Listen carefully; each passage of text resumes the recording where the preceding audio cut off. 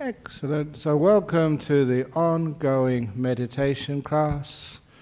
For those who are coming for the first time, the introduction to meditation class is in the room to my right.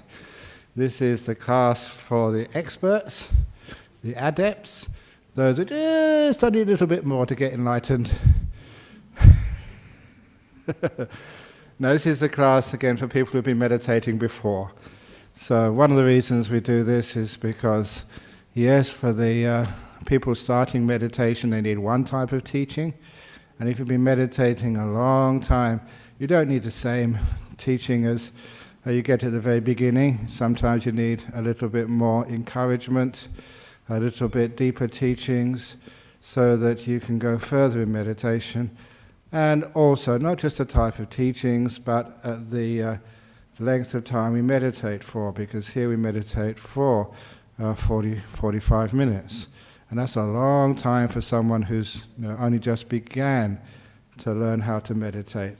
Their mind would usually just go off wandering, fantasizing, dreaming, planning, because they haven't got the training yet, to meditate for such a long time. So if you are coming for the first time, or the first couple of times, please, the room to my right, which is the beginner's meditation class. And don't ever think, oh, beginners, I'm much more advanced than that. That's called like spiritual pride. Sometimes many people who have been coming here and they feel they need a top-up of the beginner's class. They go there and it really helps them. So, being a beginner is nothing to be afraid of or to be embarrassed about. It's sometimes just a very beautiful way of getting the fundamentals back again. So beginners' classes are great. But here we sort of teach a little bit more deeper into meditation. And I know that I always tend to talk about the early stages of meditation. And it's sometimes I neglect the deeper stages of meditation, which are really, really important. So when your mind does get a bit peaceful, and by here I mean you can just watch many breaths in a row, breathing in, breathing out. And the reason why you can watch many breaths in a row is because that you are content and happy. The cause of stillness in meditation, which is really important, stillness, the cause of stillness is letting go. And once one becomes still, one maintains that stillness from contentment, just being happy to be here, not wanting anything. And there's many similes. I can do this simile here because I've got my glass of water here, that if you can get into your heads that meditation is about being still, physically still, so you don't need to move, and mentally still, so you don't need to think. Incredibly still. And I usually use the simile of a glass of water trying to hold it still. And it is impossible to hold a glass of water still. Doesn't matter how hard I concentrate, how many years I train, the nature of the muscles in the arms are always moving. So you can never keep a glass of water still. So if that's my mind, and I'm trying to hold it still, I will always get frustrated. But there is a trick to making the glass of water perfectly still. And that is to put it down. Because when I put things down, when I let them go, when I stop grasping and holding things, the water becomes still all by itself, because that's its natural state, its default state. We usually use that word these days. And that's the same with the human mind. Its natural state is to be still. But when we do stuff, we try and control it, make it still, worry about stuff, think about stuff, that is what stops the mind being still. So our job is just to let go and just allow the mind to be still. So get out of the way. to stop wanting stuff, stop doing stuff. Now, to be able to achieve that non-doing, it's important that we learn about how to be content, happy to be here. Unfortunately, human beings, we have to do this in the world. We always have to judge and measure and compare. We're always trying to achieve things, make things better. But in meditation, that's counterproductive. Don't try and make things better. That is endless. Don't try and improve. You just get worse the more you try to improve. Instead, just put it down. Let it be. Stop wanting anything and learn to be content right where you are, with what you have, with your stupid, dull, restless, crazy mind. Be content with your mind. Be content with this hall here. You know that we spent a lot of money years ago trying to design this hall, trying to find a place which was nice and quiet in the suburbs, not next to a busy road where most religious churches and organizations are. It does mean it's difficult to have parking and access, but we thought it's more important we have some quietness here. But then you try everything to make this nice and quiet, and what happens? The house behind decides to mow the lawn.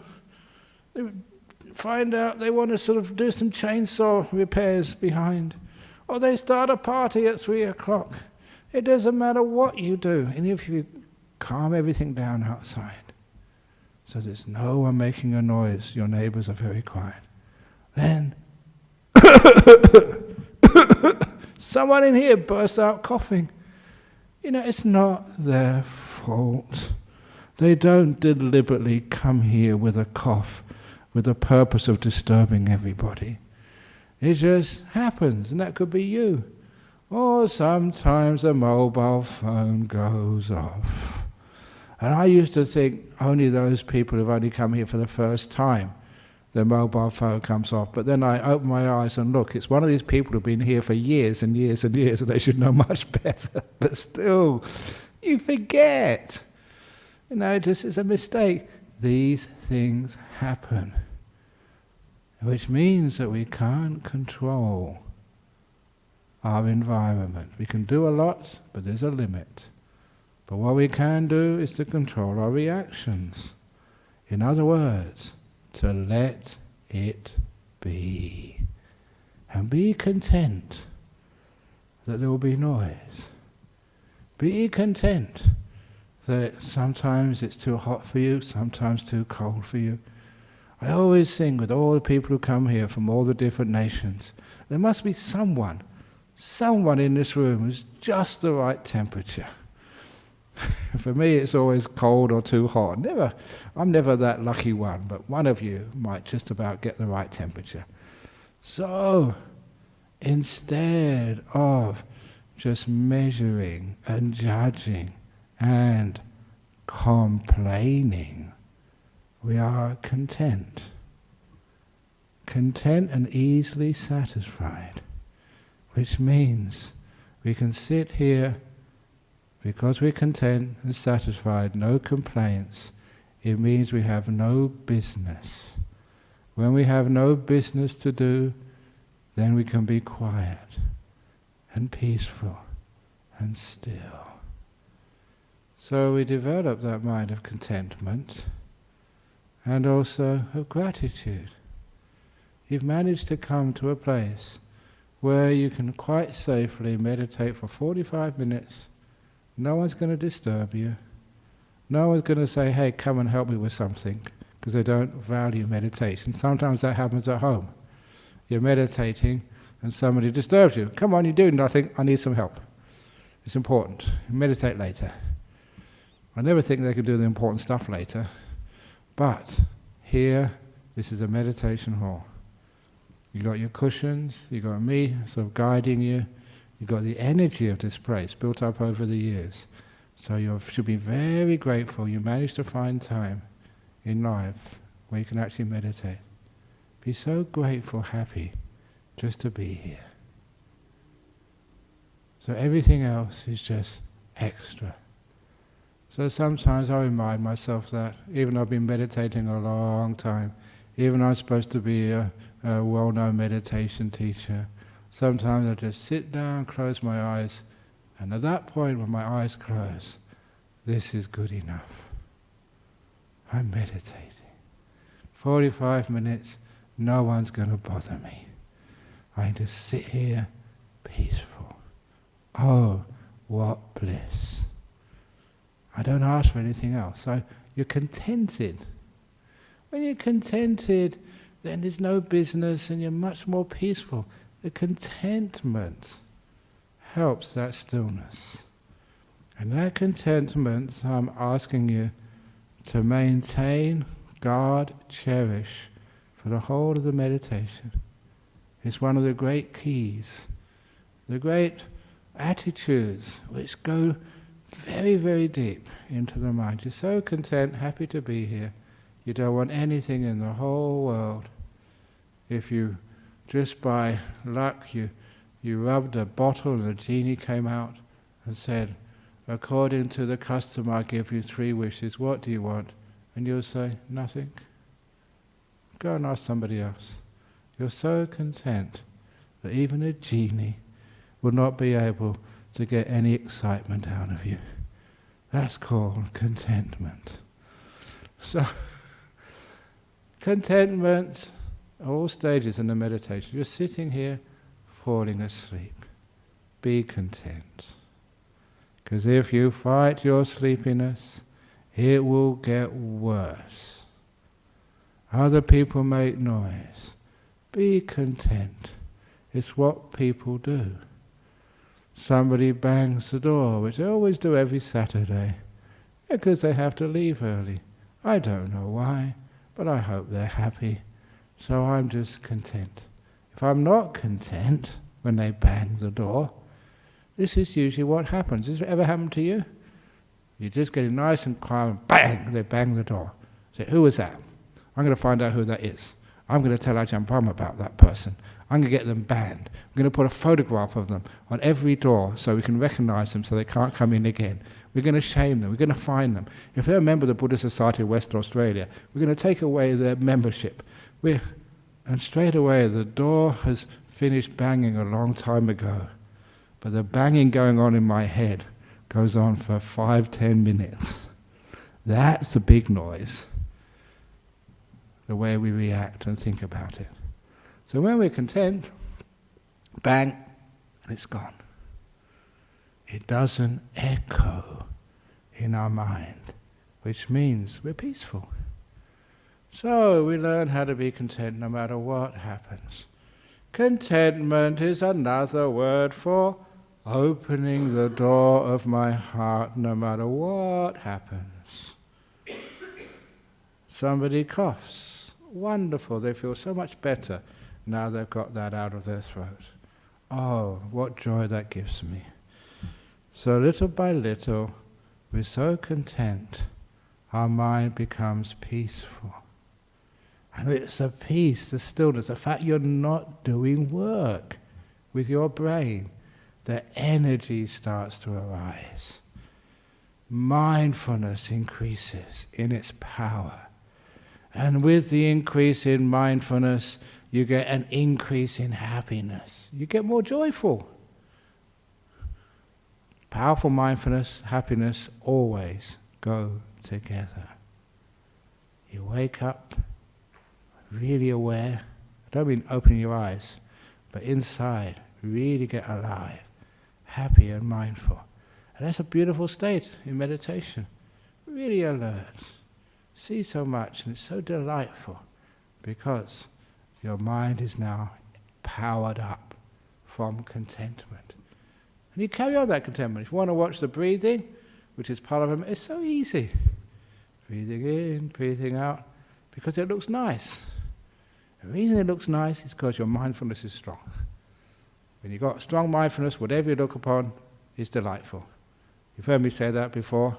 When I was in my meditation retreat, Jhana Grove, went to the toilet, did a number 2, and saw the piece of shit in the toilet bowl. Wow, it's so beautiful.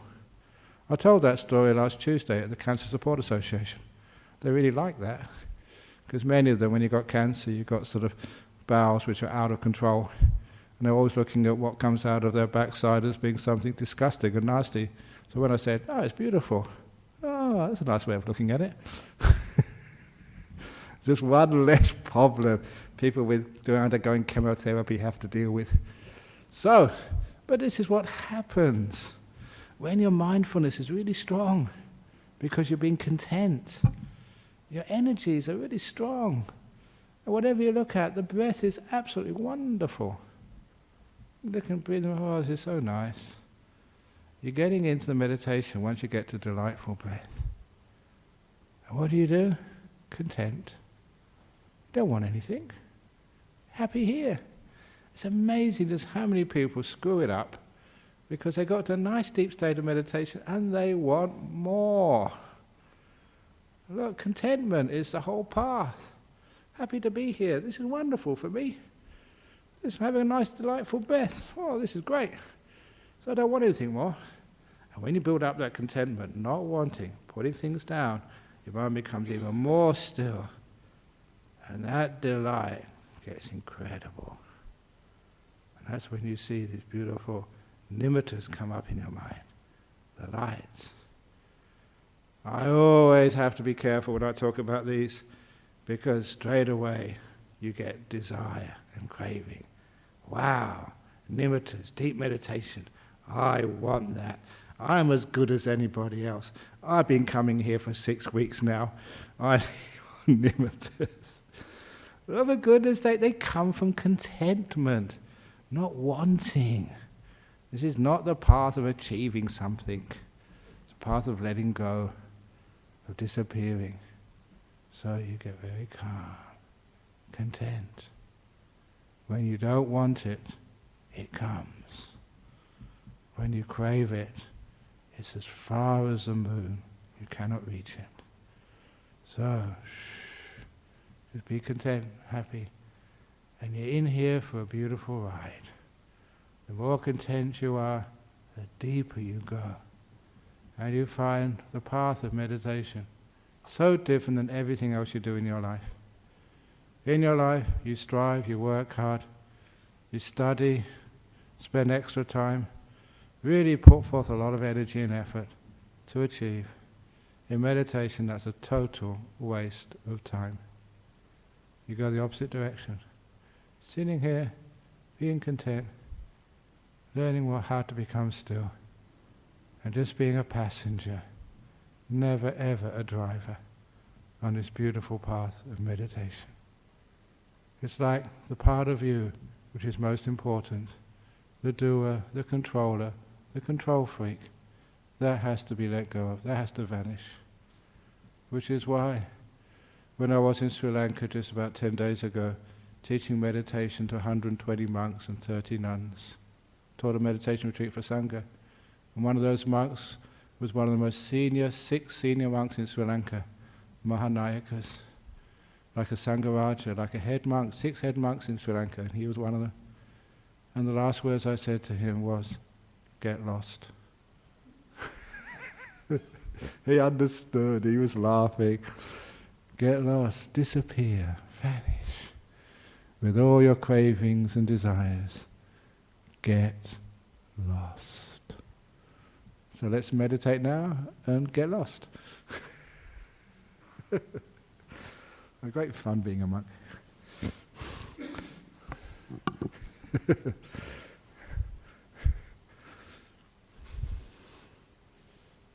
Is there any Sri Lankans here? Yes, they would understand. Saying get lost to a Mahanayaka was just pushing my luck, but he understood. So, sitting down, close your eyes. We're not content at the beginning, we try to do a bit of contentment at the end. So I'm going to just put a cushion under my backside. I know many people say, well, you've already got your own cushion on there, you're so fat, but I need another cushion.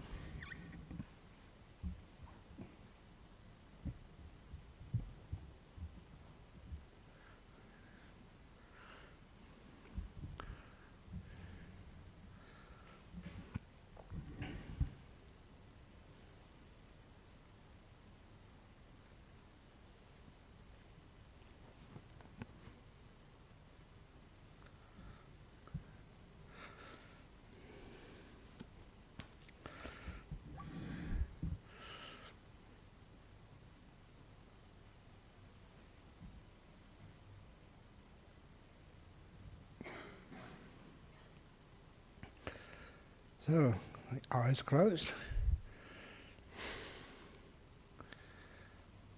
We start by feeling the body to encourage and establish our mindfulness on something which is important to us, which is our physical comfort. If you're going to sit meditation for 40 minutes, you better be comfortable at the beginning, otherwise it's going to hurt in the middle and in the end. So you check out your body. I usually begin by checking out my legs, making sure they're comfortably crossed, because I prefer sitting on the floor. If you'd like to sit on a chair, wonderful. It's as good as sitting on the floor.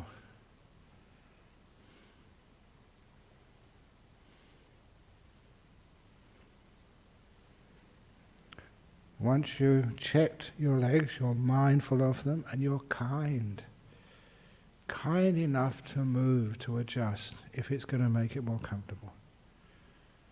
Awareness is the first thing, because otherwise you don't know what's going on down there. And then I go to my bottom, my butt, to check it's comfortable on top of the cushion. It wasn't to begin with, now it is. I can be aware of that. And then your mindfulness goes to your back. I like to stretch my back. When I start meditating, a good stretch feels really good. So endorphins get released in the bloodstream as soon as I stretch. And it means that any tightness, tension in my back just starts to vanish. People have back injuries, so if you need to lean back, lean forward, lean against the wall, whatever makes you the most comfortable, please do so. The only thing is we ask people not to lay down on a Saturday afternoon because they usually start snoring.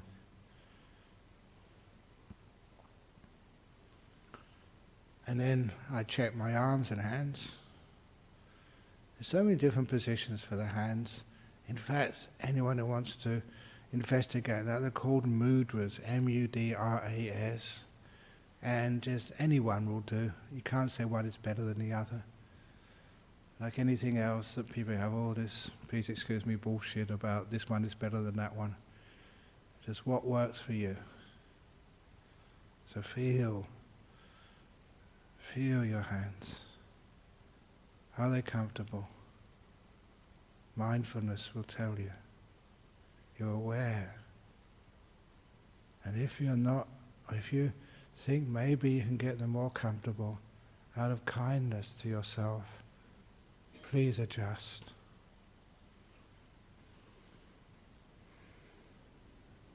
And then I always check my shoulders. The shoulders get a lot of tightness and tension. And that's where I imagine like strings, all those little muscles in my shoulders like strings, and sometimes they're pulled tight. So I imagine both ends of a muscle, letting go of both ends, which releases tension. Nothing is being pulled. So just that little visualization, imagination, connected to muscles, means that the shoulders relax. Feels good.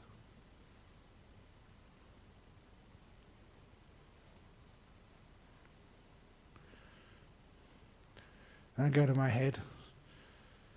Make sure not too far forward, not too far back. Just feel it, know it, out of kindness, maintain good position for your head, the position which feels the best.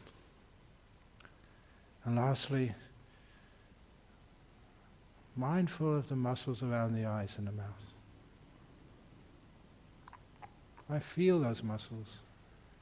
Right now, I can be aware of them so clearly. Once I'm aware of those muscles, I soon learn how to relax them. If you're fearful, striving, struggling, those muscles tighten up. To me, they're a signal that I'm tense. And it's so easy to relax. So my eyes have just got no tension around them. Same my forehead. Loose, tight, nothing being held. Nothing being pulled or pushed or stretched. Let go of everything. And I feel this relaxation in my face. Not only am I relaxing my body, but I'm also doing this training, mindfulness of parts of my body together with kindness, the thing which will develop deep meditation. The kindness is also part of contentment. And then I just look at my body. There's always, maybe it's my age, I don't know, but there's always an ache or a pain somewhere. And these are aches and pains which I can't do anything about by adjusting my posture. They're inside. It's a tummy ache, a stretched muscle, knee not so good, back. Something inside of you, headache. So I focus on the most irritating feeling I can find in my body. A quick scan, find something irritating, and I zoom in on it. Once I zoomed in on it, I have mindfulness. Then I let it be. I let go.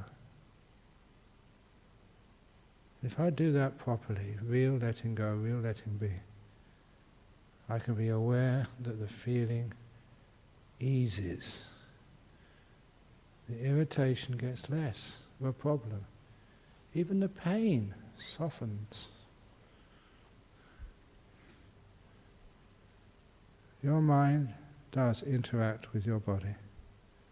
And this is how you train your mind to interact with your body in such a way you can lessen, even go beyond inner pain. Stomach aches, irritable bowel syndrome, any other pain, cancers, arthritis, even psoriasis, all of these things. You can't get rid of them by changing your posture, but you can by being aware of them and relaxing, letting it be.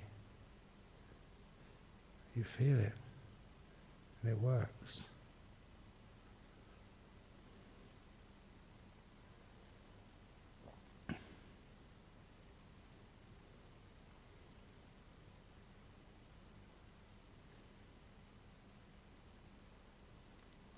And once I've relaxed my body, and it's really comfortable, you can spend longer relaxing your body if you want. But my body's pretty healthy today. Then I go to my mind, to my peace-ometer, the thing which tells me how irritated or how peaceful I am. Just look at that. If you haven't done this before, give yourself a number, 1 to 10. 1 means you're very peaceful. 10 means you're really agitated. You're usually somewhere in between. It doesn't really matter what that number is. What matters is that you've now found the peaceometer. You're aware of it.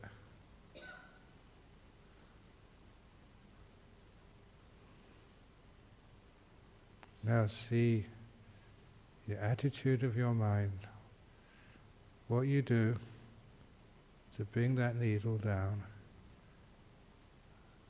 how you can be more peaceful. You will find contentment, happy to be here, no arguing, No going off into the past, no planning of the future, no arguing with noises, just being kind, opening the door of your heart to this moment as it is. Not perfect, but good enough. Good enough. Good enough.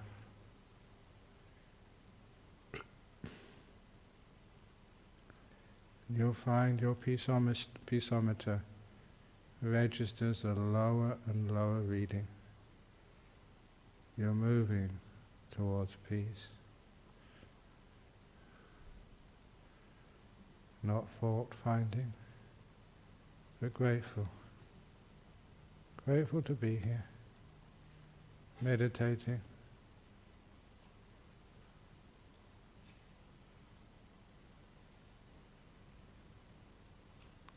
Not going anywhere. No stress of trying to achieve something. Just being here.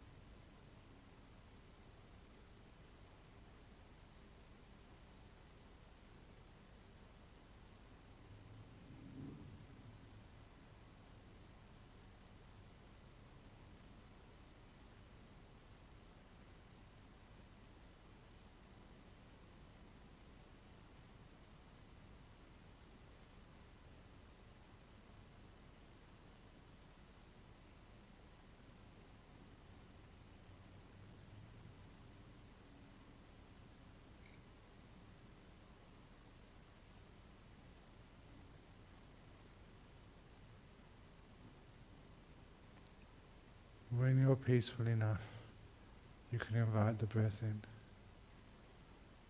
Just being aware of the breath as it comes in. Just one breath at a time, one part of the breath at a time. And knowing it as it goes out.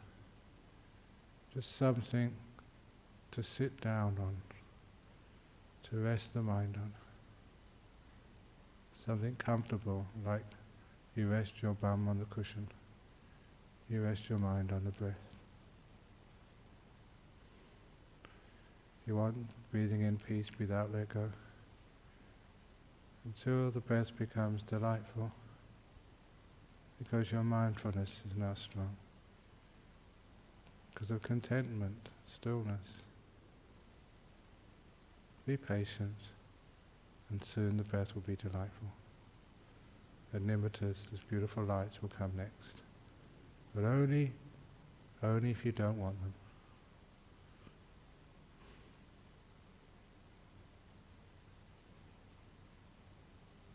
I'm going to be quiet now till the end of the meditation.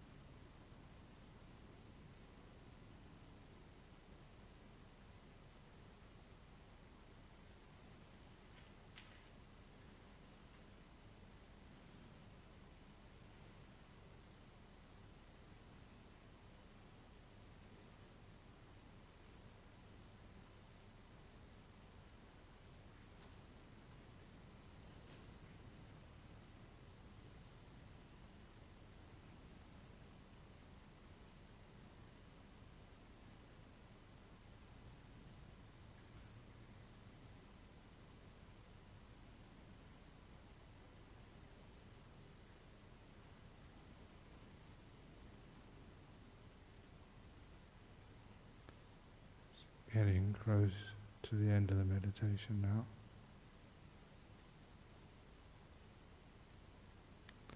How peaceful is your mind? How relaxed is your body?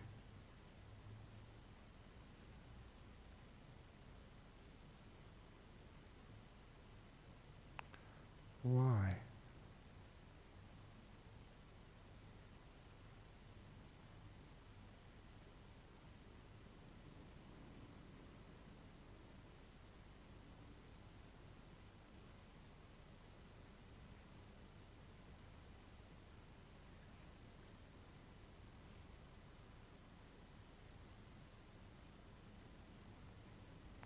I'm now going to ring the gong 3 times.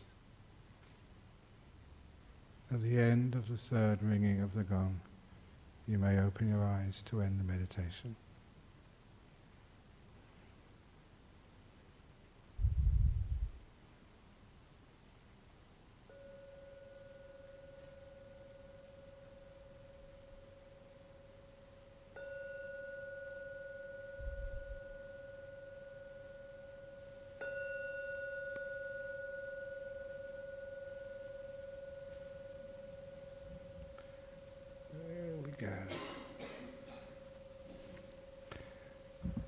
So now we have questions.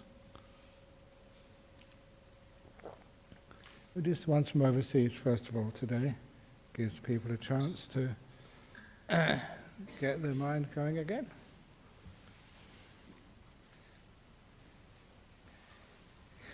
See what we have here. Meditation questions from Victoria and from Indonesia. 2. I am 20 years old. Will a few hours of meditation a week could increase my life's productivity? Will I, at the end of my life, realize I've wasted too many hours and regret it? Can you help me? This is well known that if you learn how to meditate, it increases your productivity. If you are going to be playing sport, you can't just think you're going to go to the tennis courts or to the football field or the basketball court and think that's all you need to do. You need to go to the gym to strengthen your body. And when you spend hours in the gym strengthening your body, that means you are more productive on the tennis court, on the football field. In the same way that we use meditation to train our mind, to rest our mind, to energize our mind, so that in life we can be far, far more productive. As a monk, I'm a very productive monk. It's amazing just the sort of stuff which I get up to and how much, in even the spiritual world, what I achieve, what I get done. And I can only do that by practicing my meditation. You get tired, exhausted, sit down and meditate. Rest your brain. And afterwards it comes out really sharp, powerful, so I can work. So guaranteed, Joshua from Victoria, a few hours of meditation a week will increase your life's productivity. You'll achieve more. You won't be so stressed. You won't be so angry. You won't be such a, please excuse me, a pain in the ass for all the other people who live with you. Because when you are energized, when you are strong mindfulness, you tend not to get angry. Only people with weak mindfulness tend to get grumpy and angry. And from Indonesia, I always want to meditate before sleep, but I can't. I feel so sleepy after doing my activities, and I only have time to meditate before sleep. Which is all you need to do to meditate. Is not just being in jhana or getting nimittas. Just when you are tired, lay down in your bed, in Indonesia, because it's a very busy life. Lay down in your bed, make yourself comfortable, and then meditate lying down. Just make peace, be kind, be gentle, don't fight anything, relax, let go. And then you will get into a deep sleep. If you're worried before you go to sleep, either bringing into the bed all of the things which have happened that day, or bringing into the bed all your anxieties of what you have to face tomorrow. I call that taking your shoes into bed with you. Your left shoe represents the past, your right shoe the future. Only stupid people take their shoes into bed with them. So, what do? If it's shoes or house shoes, slippers, you put your slippers under the bed before you climb on top and tuck yourself in. You don't put your slippers under the sheets. So, the left shoe, when you take your left shoe off, Wandi from Indonesia, think of that, your left shoe as the past. You tuck it under the bed, you don't take the past into the bed with you. The anxieties of the future, your right shoe, tuck that into your bed, under the bed as well. And don't take it under the covers. So you go into your bed carrying no past and no future. And you lay down there and just meditate, just relaxing your whole body. Then what happens? You have really efficient sleep. You sleep deeply. So when you wake up in the morning, you are relaxed. People don't have much time to sleep in our modern world, which means that you have to sleep efficiently. Learn how to sleep well. So, when you do sleep, really good deep sleep. Don't worry so much. Then when you wake up in the morning, you're fresh. And then you may be able to find time to meditate when you first wake up in the morning. Fresh, relaxed. You don't need so much sleep because you sleep efficiently and deeply. So you can get an extra quarter of an hour when you first wake up. And whatever you do during the day, you do efficiently. That's why Wandi from Indonesia, they call this in Harvard Business School an investment of time. Great word, investment. An investment you get back with interest afterwards. So, half an hour meditation, it's not wasted time. You get that back with interest by getting 2 hours work done in 1. So, half an hour you lost in meditation, 2 hours work done in 1 hour. Let's make it more accurate, 3 hours work done in 2. You made up an hour, so you're half an hour ahead. More time, more freedom. Use your mind efficiently. The reason why people don't have time, because they waste too much time by using their brain inefficiently. So no wonder they're not high achievers. Not like Ajahn Brahm. I'm a high achiever. Okay, so any questions from the floor here? If not from the floor, from the chairs. Yes, sorry. We've got to wait until the microphone comes. I was in Singapore in last November. I was visiting my sister, and I caught up with one of my relatives. She's a Buddhist, she's pretty much die-hard kind of Buddhist kind of person. But we have a little bit chat about meditation. She said, look, she has been meditating, but she has been sort of seeing her past life when she was meditating, and then she stopped. She was just doing the loving kindness meditations. I asked her to sort of log into the YouTube and type in the questions that I asked herself. She was, what sort of advice can you give it to her? Okay, first of all, if you've only just started meditation, then what you're probably observing in your meditation is unlikely to be your past lives, just more like dreams, memories of movies, or whether fantasies, dreams, because it's only when it's in deep meditation that those memories come up and they're real.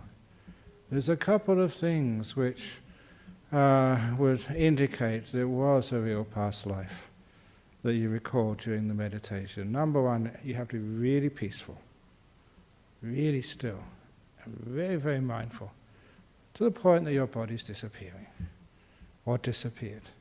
Before then, now that is just the mind concocting stuff, creating stuff, not real. And that's usually what happens. And number two, it's very clear that it was your past life. No doubt whatsoever, not even a slight doubt. And during that experience, you can move around, you can ask questions. Which is why I encourage people, if you do have a past life experience, a real one, just ask yourself, when was that? Not just the century, I mean Thursday, 22nd of April, 1824 or something. Accurate. You should be able to do that. Where? What country? What place? What time of the day? What was my name? Get the information. Because many past lives are not that long ago, and you should be able to get some information which you can go to the local library and find out if it was true. So if you can't do that, it means it's not a real past life. It's just a bit of a dream. Yeah, sort of. You get some sort of vision of being killed or in some battlefield or something, but it's not really a past life. Number two, if there is a real past life, and it is unpleasant, which often happens. Now, I've taught this for so many years, and sometimes some students say, yeah, I've got my past life, I would never want to do this again. Because the most recent past life, the closest to this life, is your previous life when you died. That's the closest memory. And most deaths are unpleasant. And so people have got, legitimate past lives, the closest to this life, dying. And it's unpleasant because in the past life, it's not like imagining it, you're right back there, experiencing what you experienced then, smelling what you're smelling then, seeing what you saw then. And it means if it's a feeling, it's painful, and that's very unpleasant. But all you need to do, and I keep on mentioning this to people, just have the thought, the little instruction, earlier please. And just go back a bit earlier, before your death, which is much more pleasant. So just doing something like that, you go back earlier, and it becomes quite fascinating. Many people actually pay hypnotherapists to try and do that, try and find out who you were before. It's a fascinating thing to find out. And it also proves to you, once and for all, that reincarnation is actually true. Other people can't convince you. Even if you're a Buddhist, there's many Buddhists, they like everything about Buddhism, but reincarnation, for some reason, they've got a blockage there. And that was really fascinating, where that blockage comes from, because it's irrational, it's not scientific, it's just a block, a bigotry. And so, if you find it out for yourself, then of course, it's obvious. If you were reborn again, it'd be really weird if you were the only person in the world who was reincarnated and everybody else wasn't. If it's happened to one, it happened to everybody. So anyway, that's what you can ask her to do. First of all, it's unlikely, unless she was in a very, very deep meditation. So it's just the mind messing around. And, that's right, I was in the retreat I was giving to monks and nuns, professional meditators over in Sri Lanka. I did mention sort of a little something, I've got time to talk about this now, which can happen when you get to that type of deep meditation state. The body is just very, very distant, may not have disappeared yet, but bodily feelings, sounds are like a long distance away because you're focused inside. And your mind can get very strong. And it can concoct all sorts of visions and images up. And those images, at that particular stage of meditation, just when you haven't got very, very deep and powerful, they are just mind creations. And all sorts of stuff can come up. And I told the story that there was one occasion, years and years and years ago, when I was meditating. I don't know if this was when I was still in Thailand or just came here, but roughly about that time. So I've been here over 30 years now, 33 years I think. So this must be about 34, 35 years ago, 32 years ago, somewhere about that time. Meditating, really nice and peaceful, but not really that deep yet. And I saw, in your mind's eye, like a vision. There was a monster. A monster with these big bulging eyes, almost coming out of their sockets, red on the outside. You can see the little irises, in the center, big white and red, and its tongue was coming out. And it had fangs, not teeth, like pointed fangs, dripping red stuff, which I assume was blood. And it had a necklace of skulls going, Aah! When I do this to kids, they love this. I'm being silly again. But, it was a monster right in front of me, really, for most people, would scare them. But, I know my meditation. I've been doing it such a long time. I know this was mind created. If I created it, I can mess around with it. So that's what I did, straight away, not scared at all. And straight away, I just a thought, let's put some sunglasses over these bulging eyes. And just one thought, that's all it took, didn't even need to say anything. And sunglasses appeared in this vision. Just like Elvis Presley, just with big black sunglasses, so I couldn't see its eyes. Then, its mouth, the teeth. When I was a school kid, like many naughty school kids, you have a picture, you black out some teeth. On the portrait of Queen Elizabeth or something. You get into trouble for that, but it's good fun. So I blacked out some of the teeth of the monster, so it needed to go to the dentist pretty fast. Put a cigarette out of its mouth. And what else did I do? That's right, a hat. A straw hat with a flower out of it. And I just needed to think of this, and it just appeared. So what was once a monster was this really cool dude, monster, with Ray-Bans, with a stupid flower hat on him, and a few teeth missing. And it was so hilarious. I just laughed. And that monster never came back again. That's how you deal with frightening stuff, especially monsters. Humiliate them. You get so humiliated they never want to come back and play with you anymore. And that's how I got rid of this stuff. So if you get any frightening images in your meditation, play around with it. Mess around.